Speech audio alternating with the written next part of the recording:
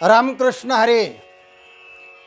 महायोगपीठे तटे भीमरथ्यां वरं पुंडरीकाय दातुं मुनीन्द्रैः समागत्य तिष्ठन्तमानन्दकन्दं परब्रह्मलिंगं भजे पांडुरंगम. सज्जन हो, आज आपणाला कोणत्या वादाने तत्वबोध होतो याविषयी विवरण सांगणार आहे. वादामध्ये पूर्व पक्ष असतो आणि उत्तर पक्ष असतो.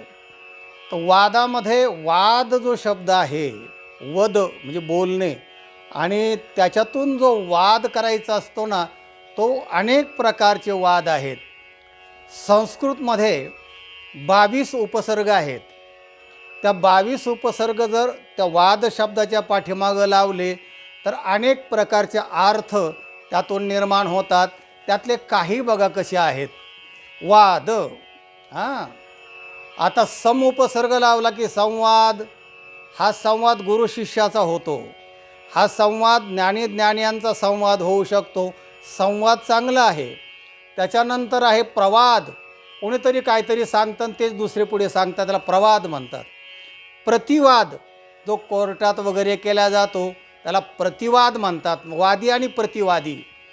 त्याच्यानंतर भाषणाचा अनुवाद, पुस्तकाचा अनुवाद, म्हणजे पाठीमागून जाणे, त्याच्यानंतर करणे म्हणजे अनुवाद आहे. विवाद आहे. आणि विद्वान करतात तो संवाद आहे. त्याच्याविषयी अगोदर श्लोक पहा कसा आहे. तीर्थे तीर्थे निर्मलं ब्रह्मवृंदं वृंदे वृंदे तत्वचिंतानुवादः वादे वादे जायते तत्वबोधः बोधे बोधे जायते चंद्रचूडः.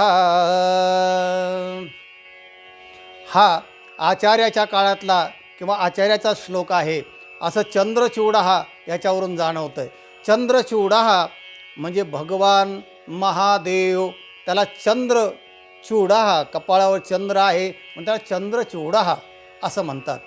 तर वादे वादे जायते तत्वबोधः आणि बोधे बोधे जायते चंद्रचूडः म्हणजे भगवान महादेवाचा बोध त्या वादातून झाला पाहिजे.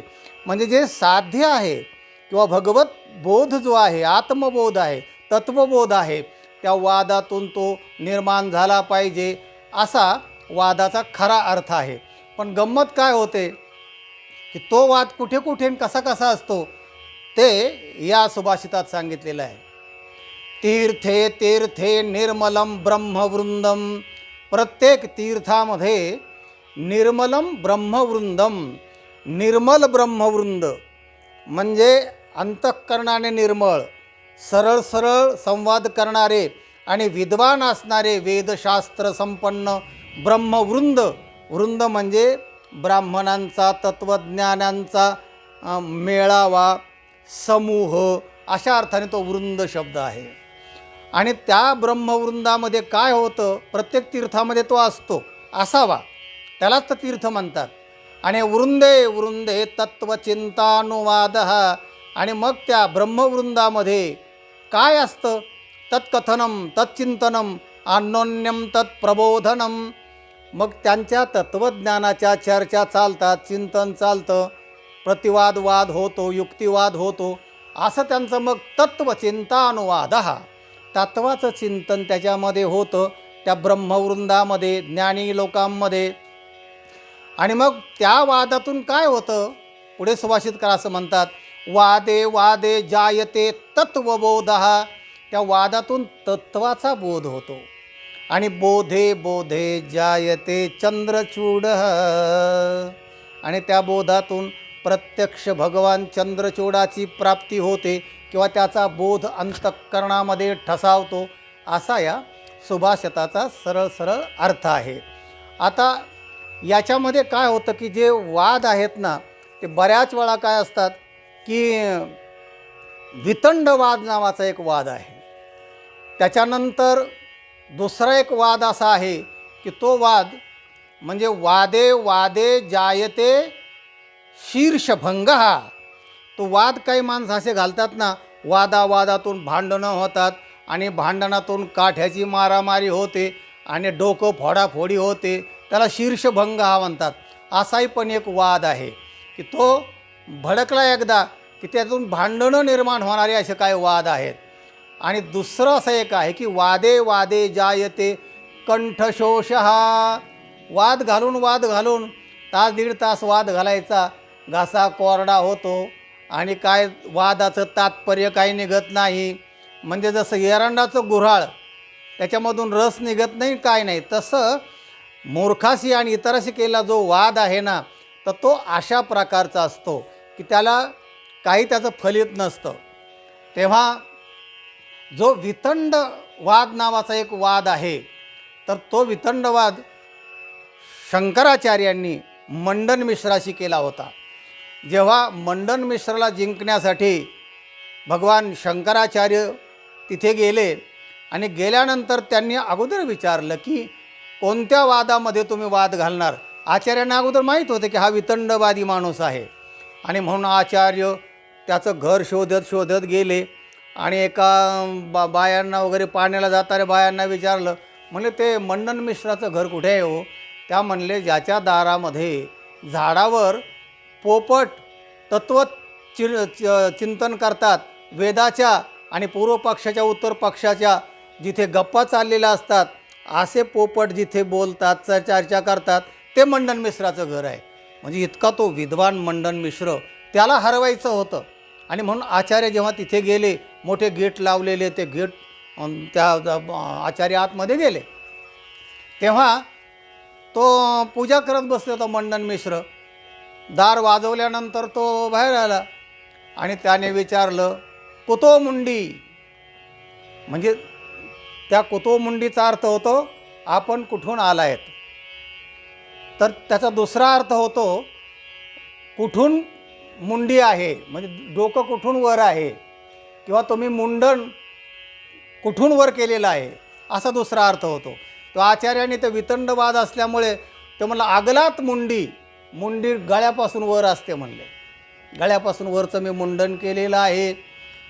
तर मंडन मिश्र म्हणतो, मी तुला ते नाही विचारलं, तू कुठून आलायस असं मला विचारायचं आहे. तो म्हणला, माता योनीद्वारात, आईच्या योनीतून आलो आहे म्हणले, आईच्या पोटातून आले. म्हणजे वेगळंच बोलायचं.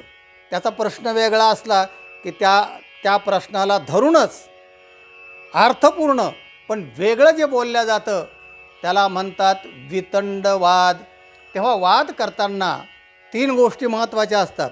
प्रमाण लक्षणाभ्याम ही वस्तुसिद्धी.